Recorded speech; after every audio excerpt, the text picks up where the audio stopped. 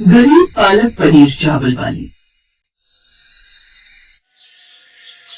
हे भगवान, बड़ी घबराहट हो रही है। न जाने आज क्या होगा। काम का पहला दिन है, न जाने लोगों को ये पसंद भी आएगा या नहीं। माँ, तुम कितना घबरा रही हो। कान्हा जी का नाम लो और काम पर निकल जाओ। तू ठीक कहती है मेरी बच्ची। हे कान्हा जी, आज सब संभाल लेना। कान्हा जी का नाम लेकर महिमा बाजार की ओर ठेला लेकर चल पड़ती है। वो हिम्मत करके ग्राहकों को आवाज लगाकर बुलाने लगी। आइए आइए, पालक पनीर खा लो, गर्मा गर्म पालक पनीर। पालक पनीर खाओ चावल के साथ। एक बार खाकर देखिए, सिर्फ 30 रुपए प्लेट। आओ आओ, पालक पनीर खाओ। तभी वहां से जाती हुई दो औरतें आपस में बातें करने लगी। ये पालक पनीर चावल का ठेला नया लगता है, कितनी खुशबू आ रही है यहाँ से। छी, पालक, मुझे पालक के नाम से ही भागने का मन करता है। ये सब चारा तो गाय खाती है। चल पागल, पालक पनीर सुनकर तो जी ललचाई जाता है। ऊपर से सस्ती भी दे रही है और मुझे भी भूख लग रही है। चल कर खाकर देखते कि कैसा बेच रही है। भूख तो मुझे भी लग रही है, चल फिर। दोनों लड़कियां महिमा के पास जाती हैं। जरा हमारे लिए भी एक प्लेट पालक पनीर चावल लगा दो, और हाँ, अच्छा बनाना ताकि हम फिर से खाने के लिए आए। हाँ बहन, अभी लगाती हूँ। महिमा उन दोनों के लिए पालक पनीर चावल लगा कर देती है। वो दोनों पालक पनीर चावल खाती हैं तो उन्हें वो बहुत स्वादिष्ट लगते हैं। वाह दीदी, आप तो सचमुच बहुत स्वादिष्ट पालक पनीर चावल बनाती हो। मुझे पालक जरा भी पसंद नहीं, लेकिन ये खाने पर पता ही नहीं चल रहा कि मैं पालक खा रही हूँ। सच में मजा ही आ गया। क्या आप रोज यहाँ पालक पनीर चावल का ठेला लगाओगे? दरअसल हम रोज ही यहाँ से काम पर फैक्ट्री में जाते हैं और जल्दी में खाना नहीं बना पाते। आप रोज ही ठेला लगाओगी तो हम रोज फैक्ट्री की तरफ जाते हुए आपके पास खाने आ जाए करेंगे। हाँ बहन, अब मेरा ठेला रोज ही लगा करेगा। तुम सूरजपुर की किसी भी गली और किसी भी बच्चे से पूछ लेना कि मैं पालक पनीर चावल का ठेला कहाँ लगाती हूँ। हर कोई तुम्हें यही का पता बताएगा। वैसे तो आज मेरा पहला दिन है, लेकिन धीरे धीरे मैं मशहूर भी जल्दी हो जाऊंगी। धीरे धीरे उसके पालक पनीर चावल की खुशबू पाकर और भी लोग वहाँ आने लगते हैं। उसकी बात सच हो जाती है, वो मशहूर होने लगती है। उसके ठेले पर अच्छी खासी भीड़ लगने लगी थी। सारा दिन काम करके पैसे लेकर महिमा शाम को अपने घर आती है। महिमा, मुझे तो उम्मीद भी नहीं थी कि तुम्हारा पालक पनीर चावल का ठेला पहले दिन इतना अच्छा चलेगा। हाँ जी, मुझे भी ऐसा ही लग रहा था कि पता नहीं लोगों को मेरे पालक पनीर चावल पसंद आएंगे भी या नहीं, पर मैं बहुत खुश हूँ कि ये सबको भाल है। मैंने कहा था ना आपको, पालक पनीर चावल का ठेला बहुत अच्छा चलेगा। कान्हा जी बहुत अच्छे हैं। हाँ बेटी, ये सब तेरे कान्हा जी और तेरे ही कारण तो संभव हो पाया है। हमारे उन बुरे हालातों में अगर तू स्कूल से पालक पनीर चावल का ठेला लगाने का सुझाव न लेकर आती तो पता नहीं हमारा क्या होता। अब तो मैं रोज ही ये ठेला लगाऊंगी और देखना जल्दी मैं अपने शहर में, अपने गांव में और इस जगह पर बहुत मशहूर हो जाऊंगी। और उसके बाद शहर के बड़े अस्पताल से तेरे बाबा का इलाज भी कराऊंगी और मैं सब कुछ ठीक कर लूंगी। दरअसल ये बात कर रही थी महेश की। महेश कई दिनों से बिस्तर पर था। वो एक मेहनती मजदूर था जो अपना घर चलाया करता था।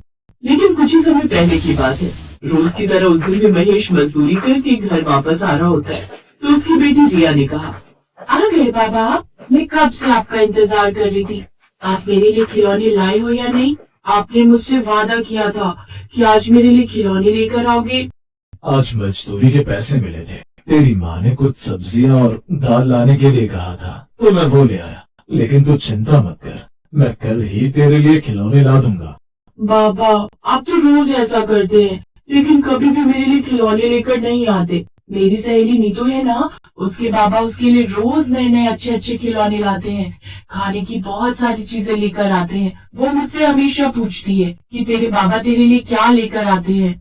बेटा, उसके बाबा का होटल है, उन्हें तो बहुत पैसे मिलते हैं। मैं एक मामूली मजदूर हूँ, मुझे बहुत कम पैसे मिलते हैं। लेकिन बाबा, आप कभी तो मेरे लिए खिलौने ला सकते हैं ना। हर बार आप मेरे साथ ऐसे ही करते हैं। उसको इस तरह जिद करते देखकर उसकी माँ गुस्सा होकर कहती है, रिया क्या है ये? आजकल तुम बहुत जिद्दी होती जा रही हो और बाबा भी थके हुए आए। उन्हें आराम तो करने दो, बाद में बात करना। चलो जाओ, जाकर पढ़ाई करो। रिया उदास होकर वहाँ से चली जाती है। तब महेश कहता है, कोई बात नहीं जी, भगवान पर भरोसा रखिए, सब कुछ ठीक हो जाएगा। ऐसे ही कुछ समय बीत गया। अगले दिन महेश मजदूरी से वापस आ रहा था। उसे सामने खिलौने की दुकान दिखाई दी। महेश ने सोचा, आज रिया के लिए खिलौना खरीद लूं। वो आगे की तरफ बढ़ने लगा, लेकिन तभी एक कार से उसका एक्सीडेंट हो गया। कुछ लोगों ने उसको सरकारी अस्पताल पहुंचाया। देखिए, इनकी रीढ़ की हड्डी में चोट आई है। हमने दवाई दे दी है, लेकिन अब इन्हें आराम की जरूरत है। महेश के घर पर बैठ जाने से अब धीरे धीरे घर में राशन पानी खत्म होने लगा था। जो पैसे थे वो उसकी दवाइयों में लग गए थे। 3 दिन से खाने को कुछ भी नहीं था। माँ, मुझे बहुत भूख लगी है और मैं स्कूल नहीं जाऊंगी। वैसे भी टीचर कह रही थी अगर मैंने फीस नहीं भरी तो मुझे स्कूल से निकाल देगी। हाँ बेटी, मैं सब समझती हूँ, बस थोड़ा सब्र कर और स्कूल जाना मत छोड़। तू तो हमारे भविष्य की उम्मीद है। मैं खाने का इंतजाम करती हूँ। महिमा रामू काका की किराने की दुकान से थोड़ा राशन उधार लेने गई। पहले पिछला उधार चुका दे मेरा, तभी नया उधार दूंगा। तभी पड़ोस में रहने वाली उसकी सहेली गुंजन आ जाती है और कहती है, महिमा, गाँव से मेरा भाई आया था। उसकी वहाँ पर खुद की डेयरी की दुकान है तो वो कुछ ज्यादा ही पनीर ले आया था। थोड़ा बच गया है तो मैंने सोचा तुझे दे दूं। ये ले, इसकी सब्जी बना लियो। और वैसे अपने बच्चों को पनीर की सब्जी बहुत पसंद आती है, रिया को बनाकर खिला दे। गुंजन पनीर देकर चली जाती है। माँ, मुझे तो पालक पनीर खाना है।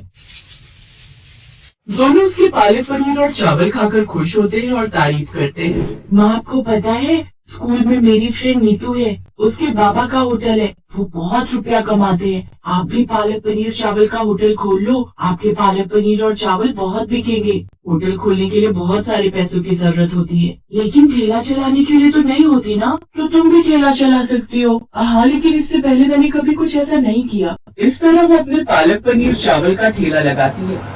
अजी, मैं तो आपको बताना ही भूल गई, आज तो मेरे पालक पनीर चावल कम भी पड़ गए थे। मुझे और पनीर चाहिए जिससे कि मैं ज्यादा से ज्यादा बेच सकूं। ठीक है महिमा, ये जो आज पैसे आए हुए हैं तुम इससे और पनीर खरीद लेना। अगले दिन महिमा ने ज्यादा पनीर खरीदा और अपने ठेले पर लाकर फिर से पालक पनीर चावल बेचने लगी। धीरे धीरे वहाँ पर ग्राहकों की भीड़ फिर से बढ़ने लगी। लोग पालक पनीर चावल की खुशबू से वहाँ खींचे चले आ रहे थे। वो पालक पनीर चावल खाते और महिमा की तारीफ करते। धीरे धीरे महिमा के पालक पनीर चावल का ठेला मशहूर हो गया। उसने अपने सारे कर्ज उतार लिए और अपने पति का इलाज भी शहर के अच्छे अस्पताल से कराया। जल्दी ही महेश ठीक हो गया। वो भी अपनी पत्नी के साथ उसके पालक पनीर चावल के ठेले पर काम करने लगा। दोनों खूब मेहनत करते और पालक पनीर चावल बेचते और खुशी खुशी अपने जीवन में अपना गुजारा करते।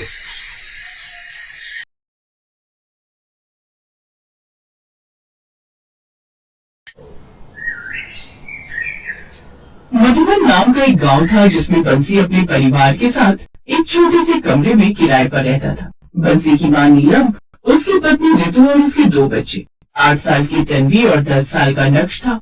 बंसी फैक्ट्री में काम करके अपने परिवार को पालता था।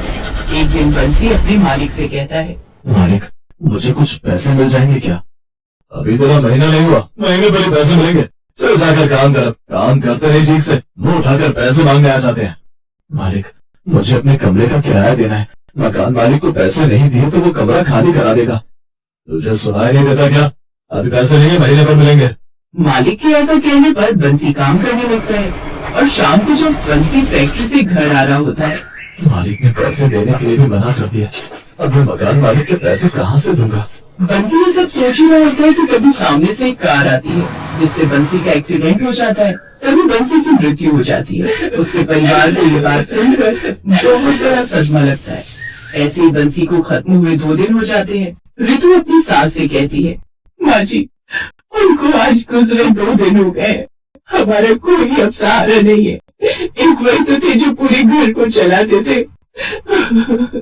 बहू, तू चिंता मत कर, मैं तेरे साथ हूँ और तू मेरा बेटा है आज से और तू ही मेरी बहू। हमको हिम्मत बांधनी होगी। क्या है बंसी की माँ? ला चल, मेरा किराया निकाल। 4 महीने से रुका हुआ है। भाई साहब, अभी तो मेरे बेटे की चिता भी ठंडी नहीं हुई है। हम तुम्हें किराया कहाँ से देंगे? मुझे कुछ नहीं पता, मुझे मेरा किराया दे निकाल कर, और कमरा खाली कर मेरा। हम पर दया कीजिए आप। हमारे सर से आदमी का साया तो चला ही गया है। कम से कम हमारे सर से एक छत मत छीनो। रामू को किराया न मिलने पर वो सबको धक्के मार कर घर से निकाल देता है और बंसी का परिवार सड़क पर आ जाता है। माँ जी, अब हम कहाँ जाएंगे? हमारे पास तो पैसे भी नहीं है और कोई जगह भी नहीं है जहाँ हम लोग रह सके।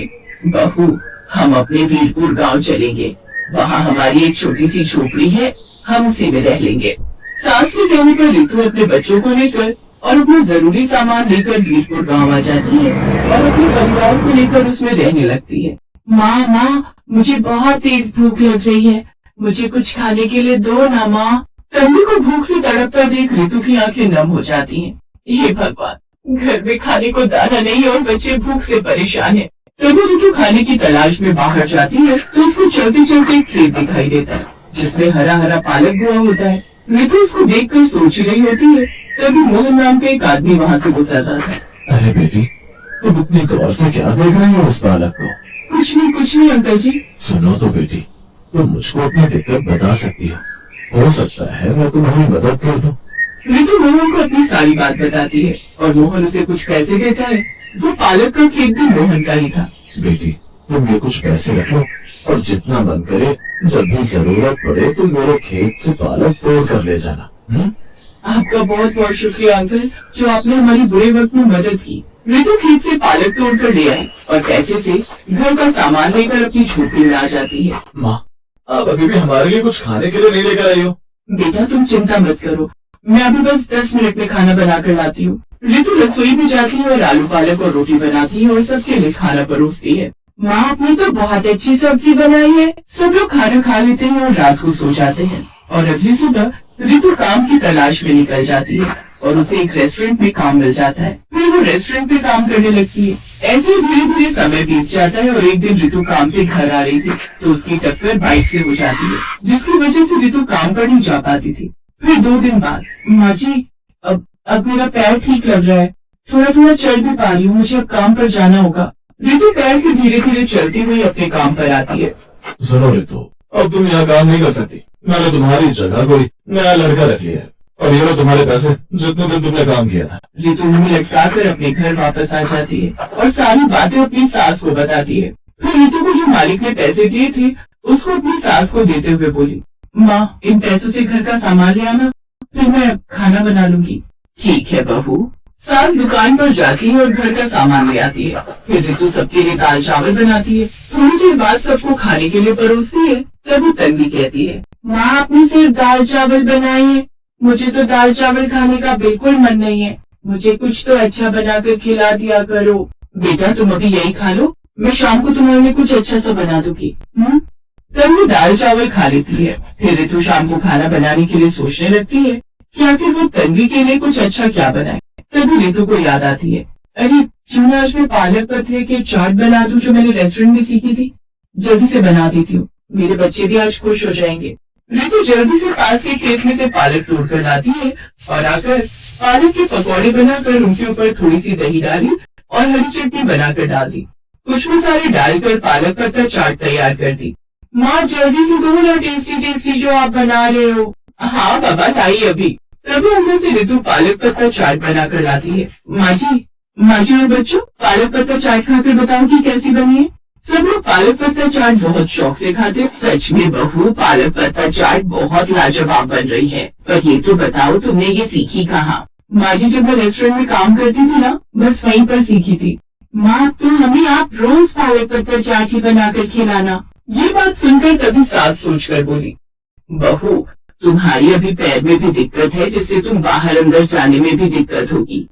क्यों ना तुम तब तक अपना एक पालक पत्ता चाट का ठेला लगा लो। माँ जी, वैसे आप ठीक कह रही हो, जब तक कोई काम नहीं मिल रहा है मैं तब तक ठेला ही लगा लेती हूँ। सास के कहने पर रितु एक किराए पर ठेला लेती है। पास में ठेला लगाकर उस पर पालक पत्ता चाट बेचने लगती है और ग्राहकों को बुलाने के लिए आवाज लगाती है, पालक पत्ता चाट ले लो, पालक पत्ता चाट एक बार खाओगे तो बार बार खाओगे। काफी देर हो गई थी और अभी तक रितु के पास कोई ग्राहक नहीं आया था।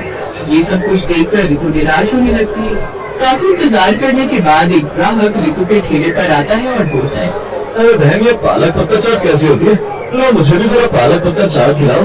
रितु ग्राहक को पालक पत्ता चाट बनाकर देती है और जैसे ग्राहक पालक पत्ता चाट खाता है तो कहने लगा, अरे वाह, तुम्हारी पालक पत्ता चाट का स्वाद तो बड़ा ही अच्छा है, लेकिन तुम्हारी दुकान पर ग्राहक बहुत कम आते हैं। मेरी एक सलाह है, हमारे गांव की एक फैक्ट्री है और मैं वहीं पर काम करता हूँ और दोपहर के समय काफी लोग वहाँ बाहर खाने आते हैं।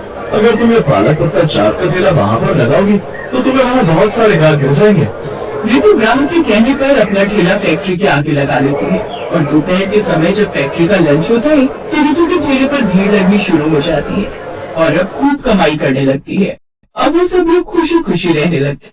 Best buddies. Hello friends, Thanks for watching this video. अगर आपको ये वीडियो पसंद आया है तो प्लीज लाइक, सब्सक्राइब, कमेंट्स करें इस वीडियो पर और हाँ, शेयर करना भी ना भूलें। और भी मजेदार वीडियो देखने के लिए नीचे दिए गए बेल आइकॉन को दबाएं। देखते रहिए बेस्ट बडीज।